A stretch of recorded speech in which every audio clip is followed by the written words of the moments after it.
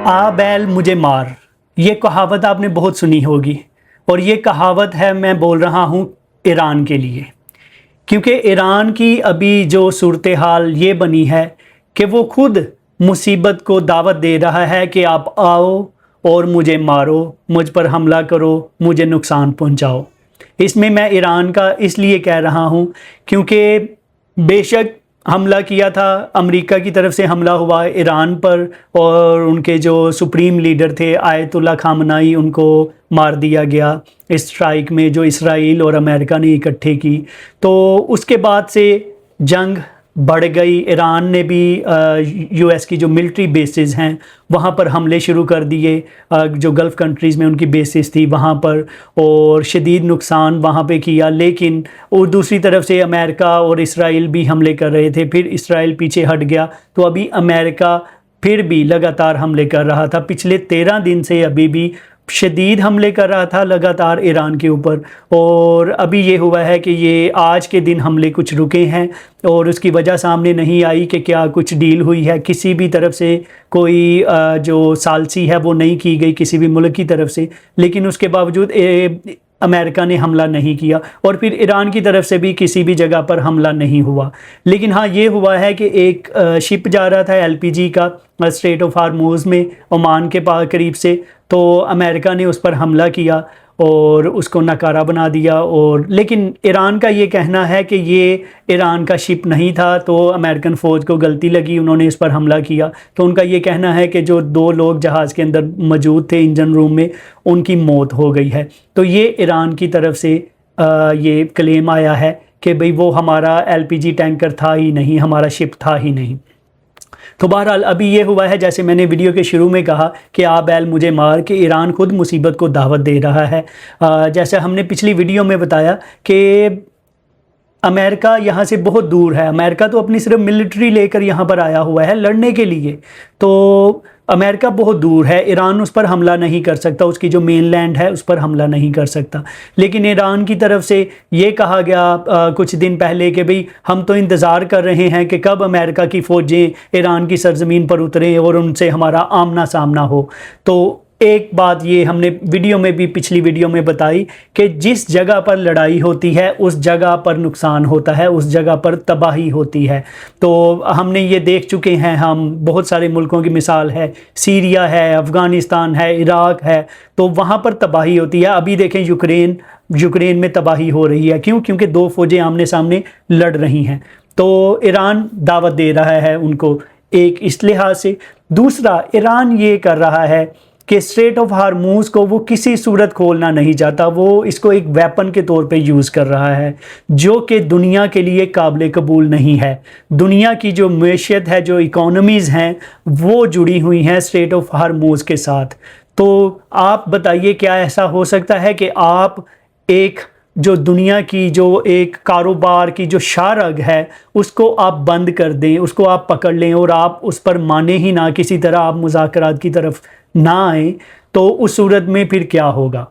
अभी देखें, ईरान की तरफ से कहा गया कि यूके अगर बेसिस देगा, यूके की बेसिस अगर इस्तेमाल होंगी अमेरिका की तरफ से ईरान पर हमला करने के लिए, जैसे कि वो B-1 जो उनका बॉम्बर है वो उसको वहाँ पर लेकर आए, तो ये इतला आई कि यूके की बेस जो है वो यूज़ हो रही है।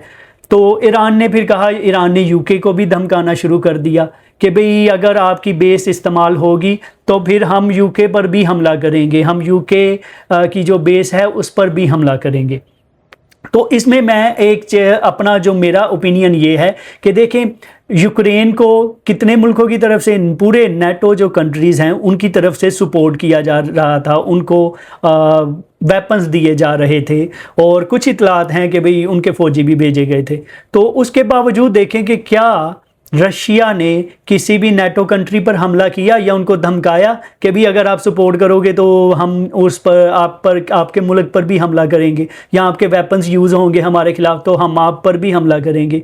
तो ये एक समझदारी है जो कि रशिया की तरफ से दिखाई गई। लेकिन दूसरी तरफ आप रशिया का भी सिचुएशन देखें कि नॉर्थ कोरिया से 10,000 फ़ौजी लिए गए यूक्रेन में लड़ने के लिए, यूक्रेन की फ़ौज के साथ, और ये रशिया ने लिए नॉर्थ कोरिया से। तो क्या यूक्रेन ने ये कहा कि अब हम नॉर्थ कोरिया से भी जंग लड़ेंगे, अब हम वहाँ पर भी हमला करेंगे? तो ईरान की थोड़ी ये जो स्ट्रैटेजी है IRGC की, ये कुछ अजीब सी है जो कि समझ नहीं आ रही कि कोई भी मुल्क है जो ज़रा सा थोड़ा सा सपोर्ट करेगा तो आप कहेंगे कि आप जो हैं उस पर भी हमला करेंगे। तो फिर इस तरह से तो आप पूरी दुनिया को अपने मुखालिफ कर रहे हैं ना, आप पूरी दुनिया को अपना दुश्मन बना रहे हैं। चाहे वो पहले से आपके दुश्मन हों भी, लेकिन फिर भी उनकी मिलिट्री आपकी मिलिट्री आमने सामने तो नहीं है ना। तो अमेरिका वो नेटो का मेंबर है, बहुत बड़ा मुल्क है नेटो के अंदर, तो उनकी अगर बेस वो यूके की बेसिस यूज़ कर रहा है, तो आप अगर यूके को धमकाएंगे तो फिर आगे से भी धमकी आएगी ना। तो अभी ये हुआ है, जैसे मैंने पिछली वीडियो में बताया कि शायद ये नेटो का जो लास्ट इजलास हुआ था उसमें ये एक प्लानिंग की गई हो कि किस तरह से नेटो कंट्रीज़ ईरान के जो वॉर चल रही है USA के साथ, उसमें किस तरह से शामिल हो सकती हैं। तो शायद उनकी तरफ से ये एक प्लानिंग हो, और उसका देखा जाए तो दावत कौन दे रहा है? ईरान दे रहा है। अमेरिका चाहे किसी की भी बेस इस्तेमाल कर रहा है, आप अमेरिका से लड़ो, लेकिन आप बाकी मुल्कों को तो ना आप कहो कि भाई हमने आपसे भी अब लड़ना है, आप हमारे लेजिटिमेट टारगेट हैं। तो ये ईरान की तरफ से मेरा ये ख्याल है कि ये स्ट्रैटेजी IRGC की इतनी अच्छी नहीं है, क्योंकि आप पूरी दुनिया को अपने खिलाफ कर रहे हैं। और इसके साथ अभी हुआ ये है कि UK सपोर्ट में अब अमेरिका के आ गया है। अभी इतलात ये आई हैं कि यूके के अंदर लंदन में नेक्स्ट वीक में, अगले हफ्ते में एक मीटिंग हो रही है जिसमें 40 मुल्कों के फौजी सरबराहान और उनके जो डिफेंस मिनिस्टर्स हैं वो भी उसमें शामिल होंगे उस मीटिंग में।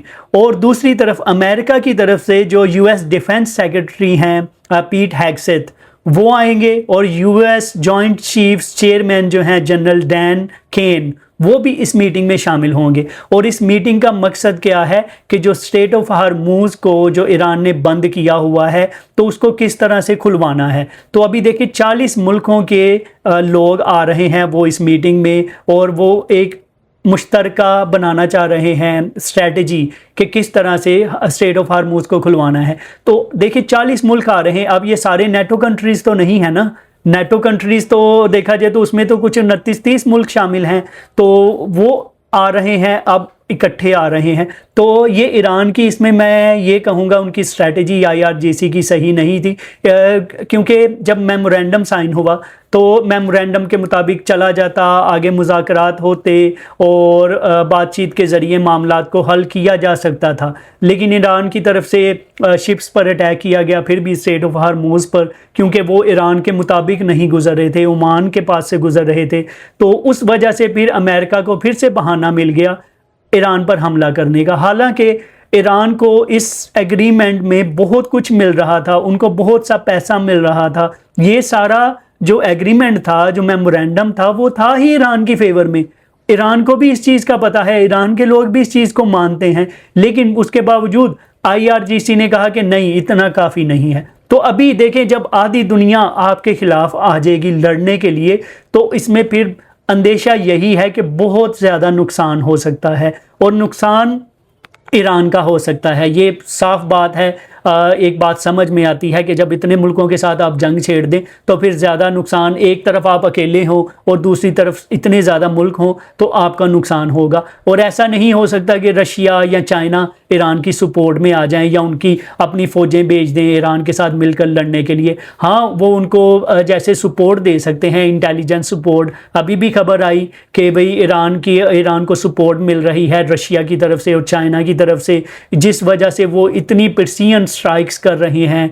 ईरानी मिसाइल बड़ी प्रिसीजन के साथ जिस जगह वो निशाना लगा रहे हैं वहाँ जाकर वो लग रही हैं। तो ये सारी कहा जा रहा है कि इंटेलिजेंस दी जा रही है रशिया और चाइना की तरफ से। हालांकि इन दोनों मुल्कों ने इस चीज़ का इनकार किया है, लेकिन कोई भी जो फ़ौज है वो ईरान के साथ नहीं आएगी। हाँ, उनकी जो प्रॉक्सी है, हुसी हैं, वो लड़ेंगे सऊदी अरब के साथ, वो कहीं हमले वगैरह शिप्स वगैरह पर कर देंगे। लेकिन जब इतने सारे मुल्क आपके ख़िलाफ़ आ जाएंगे तो फिर मुश्किल हो जाएगा, फिर बचना ईरान का काफ़ी मुश्किल हो जाएगा। तो आप अपनी कमेंट सेक्शन में अपनी राय से आगाह कीजिए। आप बताइए कि आप क्या समझते हैं, क्या ईरान ने गलती की है इस जंग को मज़ीद फैलाकर, हुसियों को भी उसमें शामिल करके, और पूरी दुनिया को मजबूर कर दिया है कि आप इकट्ठे आ जाएं और मुझे आकर आप मारें, मुझे आकर आप हिट करें।